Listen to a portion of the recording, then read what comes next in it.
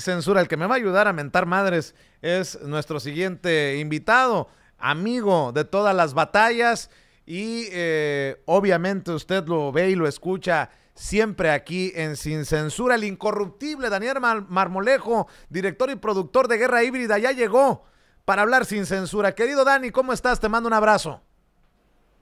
Querido Vicente, un gusto, un placer de saludarte a ti, a toda la extraordinaria audiencia de Sin Censura, en este ejercicio periodístico que multiplicas con enorme alegría y gran fuerza a lo largo de toda la semana. Muchas felicidades, Vicente. Ojalá y podamos en algún momento seguir contribuyendo en todos tus espacios, en esta estructura de comunicación que has diseñado y que tiene a bien tener gente muy valiosa que seguimos y apreciamos. Y desde luego también muy honrado de dar continuidad a esta emisión tuya después de mi querido amigo y hermano Lord Molécula, a quien le mando un abrazo con muchísimo cariño. A Claro tus que sí. órdenes, querido Vicente. Hace falta el incorruptible Daniel Marmolejo en Sin Censura con su propio programa, pero bueno, algo que ya iremos afinando y ojalá que se cristalice, mi querido Daniel. Oye, Daniel, y es que hay tantos temas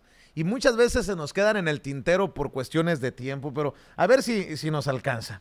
En momentos en que le mientan la madre al presidente Andrés Manuel López Obrador, dos personas en un avión, se da a conocer que en febrero el presidente Andrés Manuel López Obrador tiene una aprobación del 63%. A mí por eso me da risa, y yo sé que la risita es la que calienta. Para los medios de comunicación, sobre todo tradicionales, fue noticia lamentada de madre para el presidente. Es el reflejo del cansancio, del hartazgo, se acabó la luna de miel con López Obrador. Pero pues yo tengo otros datos, como diría el presidente, Daniel. Vicente, evidentemente esto es parte de una planificación de ataques permanentes en contra del presidente y viene esto a colación de una semana en donde pues se le suelta el guante encima a Raúl Beiruti, quien promovía a las fake ministas a través de una de sus operadoras dentro de su organización Gene Group.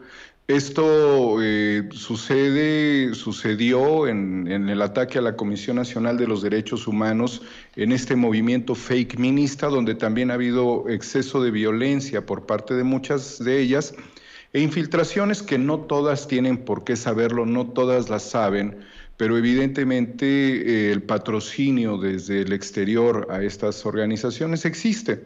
Y muchas de estas cuestiones se reproducen de manera sistemática en distintos lugares del mundo.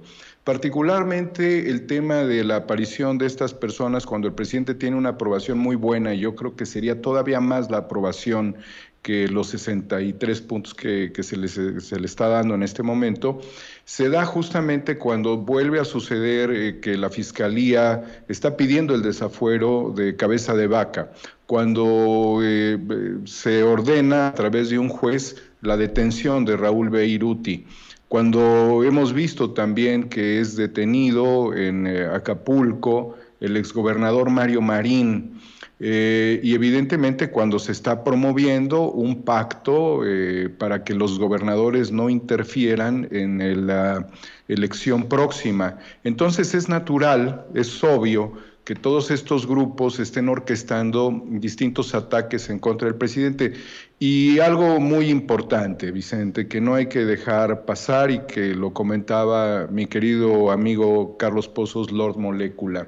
Se está tratando de demostrar la vulnerabilidad en cuanto a la circunstancia del presidente, no solamente en lo que puede ser un acto fortuito o un acto orquestado por la derecha de insultar al presidente de la República en un avión, que si no queremos, bueno, se puede profundizar y determinar que incluso esos a los que les dicen jóvenes, pues son personas de más de 40 años, están más cerca de la tercera edad y de recibir su aportación federal que evidentemente de la juventud. Son chavorrucos los que le gritaron al presidente.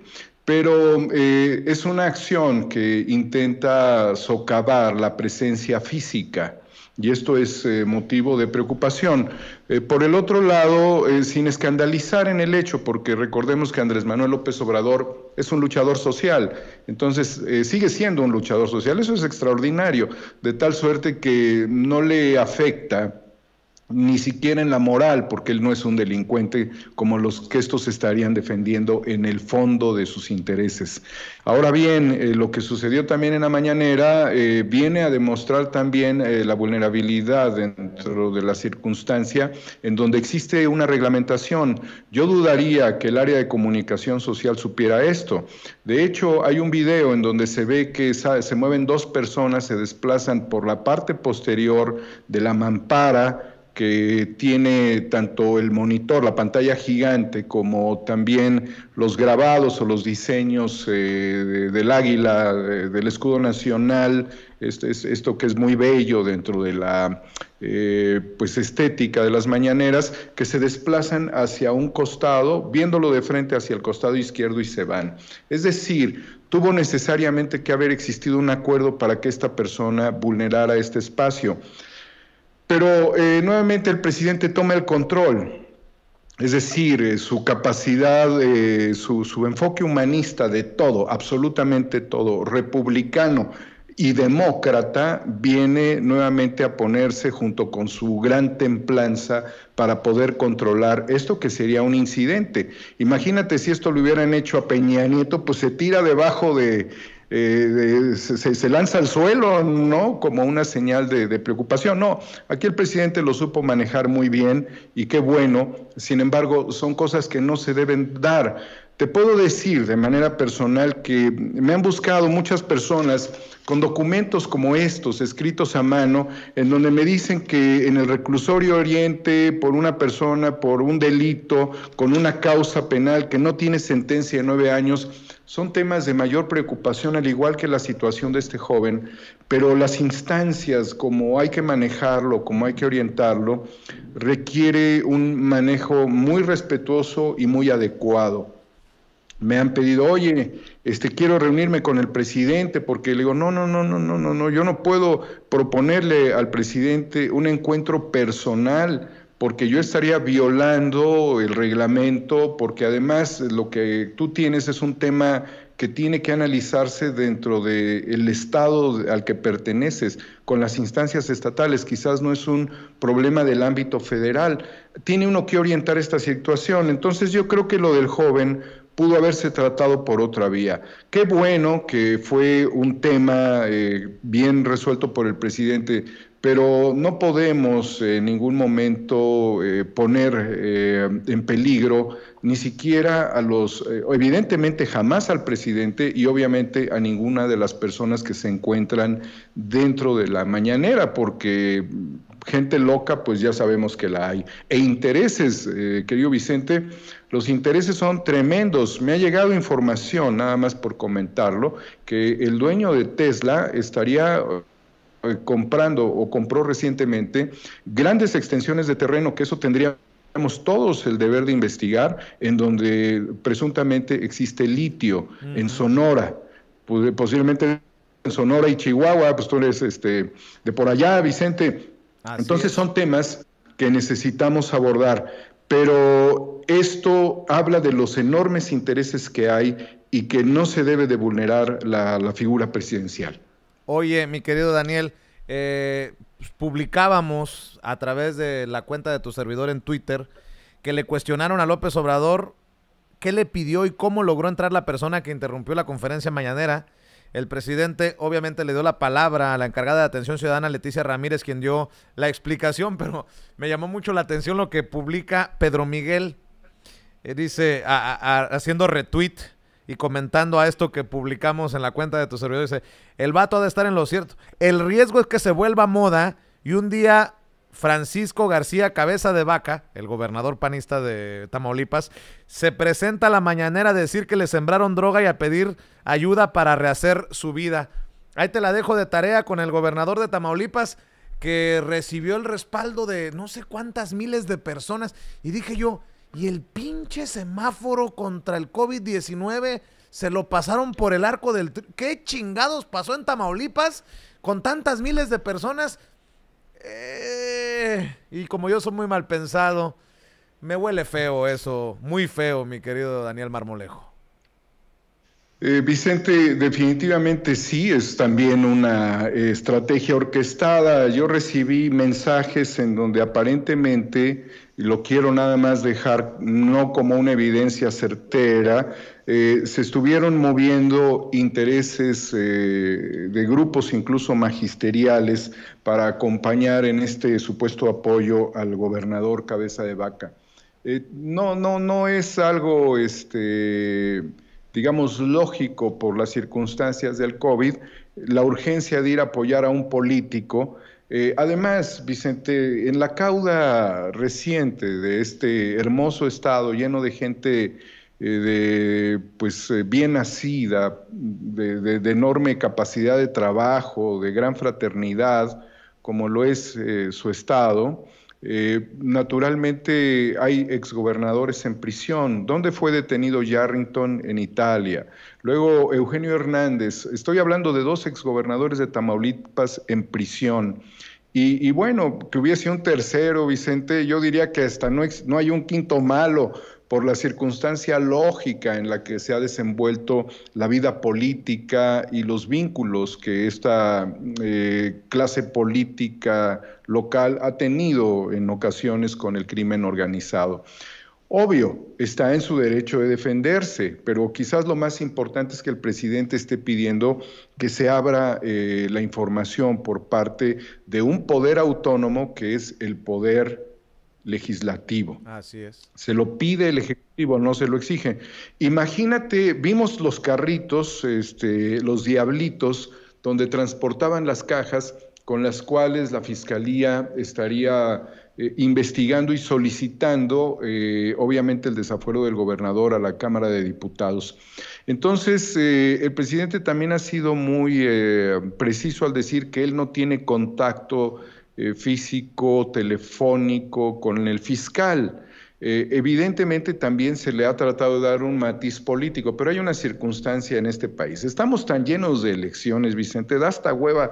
La verdad, te lo digo con todo respeto, ¿cuántas elecciones hay en México? Hay estados donde ha habido 3 o 4 elecciones, casi una contigua, en lo que se terminan de acomodar los tiempos electorales y hacer que esta transversalidad de los procesos sea más, tenga una sincronía en el ámbito nacional, que cualquier cosa puede ser utilizada prácticamente como o señalada como si fuese un intento de socavar electoralmente a un adversario.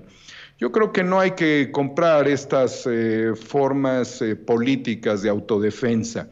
La mejor defensa es la honorabilidad que pueda ser demostrada por cualquier gobernante, y por eso el mismo presidente ha puesto su posición actual obviamente a que los criterios judiciales se puedan aplicar en estricto apego a la legalidad si es que comete un acto de corrupción.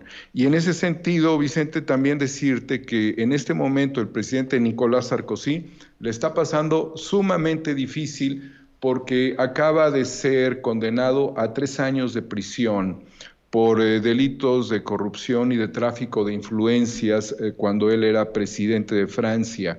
Esto está sucediendo con la justicia gala y nos da una gran lección a los mexicanos de que sí puede haber justicia contra los expresidentes. Si bien Sarkozy todavía puede apelar, si bien Sarkozy puede entrar en un proceso en donde los 2 primeros años no los pase en la cárcel y el tercero lo pase en su casa, sí socava a la estructura presidencial de Francia, y nos obliga a nosotros a entender que si en un país, si queremos avanzar como nación, tenemos que llevar a juicio a los expresidentes.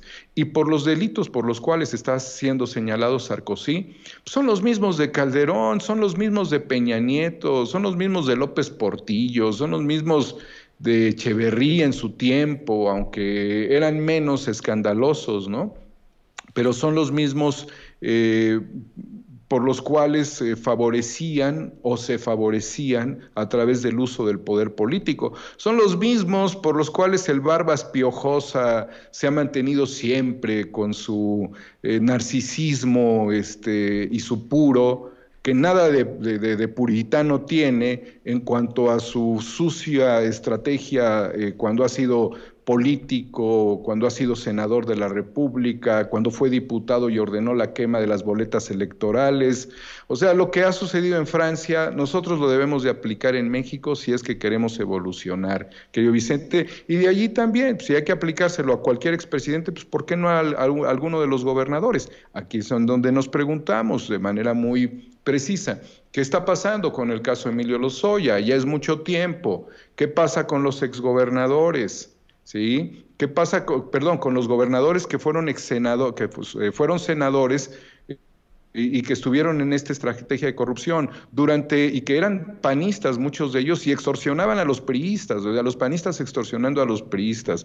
Lo que nos queda claro es que durante la reforma, las contrarreformas, de esto que se llamó el Pacto contra México, se negoció todo, Vicente, se negociaron las candidaturas, se negociaban los intereses, se negociaba la Constitución, se negociaban los parlamentos, se negociaba el país, y esto es de terrible traición a la patria. Querido Daniel, si me permites, para cerrar, te pido una reflexión. Estaba leyendo la investigación que realiza y que publica en la revista Contralínea el maestro Miguel Vadillo. Fíjate nada más. Yo te pregunto, ¿qué está pasando en Pemex? El ex líder petrolero Carlos Romero de Champs mantendrá su salario en Pemex hasta 2024, de acuerdo a lo que publica el maestro Vadillo. El priista Carlos Romero de Champs se negó a jubilar luego de ser conminado a abandonar el liderazgo del sindicato petrolero. Así, llegó a un acuerdo en Pemex para seguir cobrando su salario con todas las prestaciones por lo menos hasta 2024. Le autorizaron todas las vacaciones que supuestamente no había tomado en 27 años. El principal ejemplo de corrupción, abuso y cinismo, escribe Miguel Vadillo en Petróleos Mexicanos, es el exsecretario general del sindicato petrolero, Carlos Romero de Champs, quien después de una vida de lujos y excesos a costa del erario público y de las cuotas cobradas a los trabajadores petroleros, sin olvidar su participación directa en aquel desvío millonario de recursos públicos para la campaña presidencial del PRI en el conocido caso como Pemexgate, ahora resulta que se niega a jubilarse para seguir cobrando su salario en Pemex con todas las prestaciones por lo menos hasta 2024. Este abuso sin límite de Romero de Champs en las últimas 3 décadas continúa debido a la inexperiencia en las negociaciones con el sindicato y el desconocimiento que tienen de Pemex su director general Octavio Romero y el director corporativo de Administración y Servicios Marcos Herrería, quienes no han podido hacer que se aleje de la empresa el ex líder del Sindicato de Trabajadores Petroleros de la República Mexicana, quien sigue al mando del comité ejecutivo. Dame un poco de luz, ayúdame a digerir este mierdero, mi querido Daniel Marmolejo. No hay manera de justificarlo, querido Vicente, no hay manera, porque nos demuestra que en Pemex no están pasando las cosas que debieran pasar. Yo he recibido cantidad de denuncias desde Tabasco, por ejemplo, en donde incluso ciertos grupos están interesados en contratar escorts vinculados desde luego a la paraestatal, ¿sí? Para hacer orgifiestas, y que después te topes con esto que es mantener el salario, las vacaciones. Además, te voy a decir muy claramente, Vicente, es una simulación. Estos no necesitan ni sus salarios, estos no necesitan ni sus vacaciones, estos siempre han vivido justificándose la vida de 1000 formas distintas, pero lo que sí está muy claro es que el que mantengan estos acuerdos es porque mantienen control político dentro de Pemex. Más allá de que sean sus salarios, sus ingresos, que ni les sirven, estos son multimillonarios, son jeques. México hizo jeques a través del petróleo. que sufragaban el gasto de la nación, destruyeron a la paraestatal, la desindustrializaron, la llevaron prácticamente al fracaso, la endeudaron monstruosamente y subían a sus pinches perritos en jets privados como la hija de Romero de Champs. Haciendo este tipo de mamadas, tú te puedes imaginar que lo del salario es una cuestión insignificante, pero no es la insignificancia del salario, ni de las vacaciones, ni de la temporalidad, es el control político que ejercen dentro de la empresa. ¿Qué quiero decir con todo esto, Vicente? Que el director de Pemex no ha podido, o sea, esto es evidente, no ha podido poner orden interno dentro de la casa. Sabemos por parte de Carlos Pozos que ha habido endeudamiento con empresas pequeñas y medianas contratadas por Pemex a las cuales no les pagan. Sabemos, querido Vicente, de corrupción guachicolera que durante mucho tiempo ha expuesto Sandy Aguilera, motivo por el cual también su vida ha estado en riesgo. Lo que te comento yo de buscando sexoservicio dentro de Pemex, allá en la zona de Tabasco, y de todas las trampas, porque bueno, Romero de Champs, ¿desde dónde viene? Desde la caída de la quina.